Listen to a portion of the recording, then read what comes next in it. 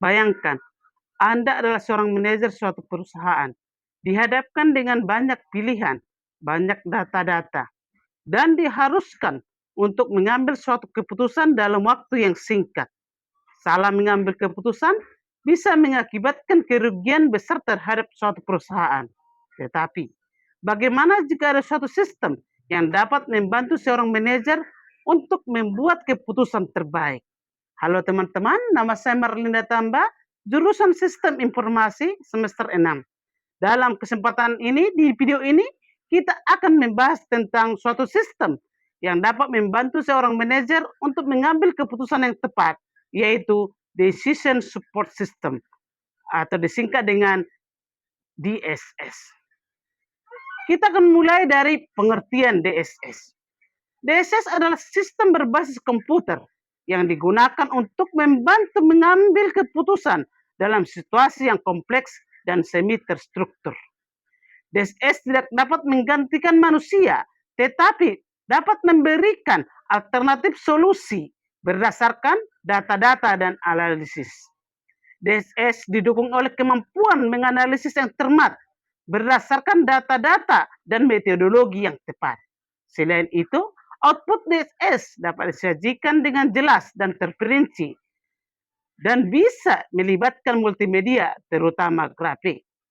Yang kedua yaitu definisi DSS melibatkan beberapa aspek, yaitu satu, sistem yang berbasis komputer, dua, membantu memecahkan masalah seorang manajer, ketiga, masalah semi terstruktur, keempat, interaktif di antara sistem dan manajer, yang kelima, menggunakan analisis data.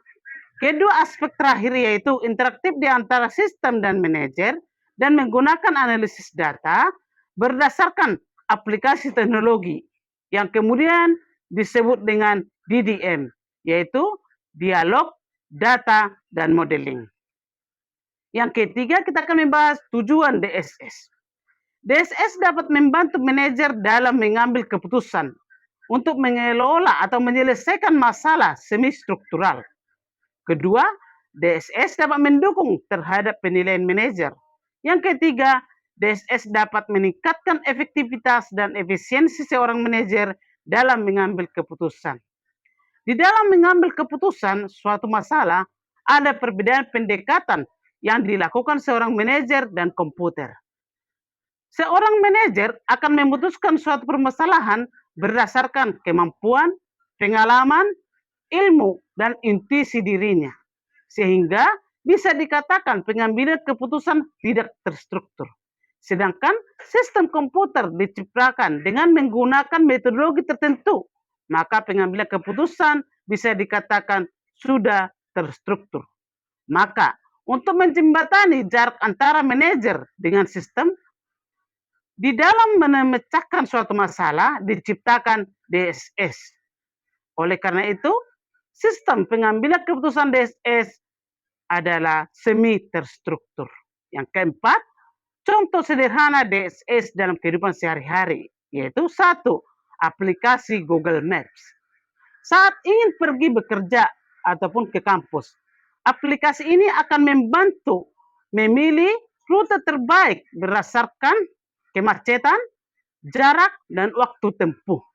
Sistem memberikan beberapa alternatif rute sehingga bisa mengambil keputusan tercepat. Kedua, e-commerce, contohnya Shopee dan Tokopedia. Saat mengambil barang atau ingin membeli barang, sistem menampilkan rekomendasi produk berdasarkan harga, rating, ulasan, dan lokasi penjual. Hal tersebut membantu pengguna menentukan pilihan terbaik sebelum membeli. Yang kelima yaitu kelebihan DSS.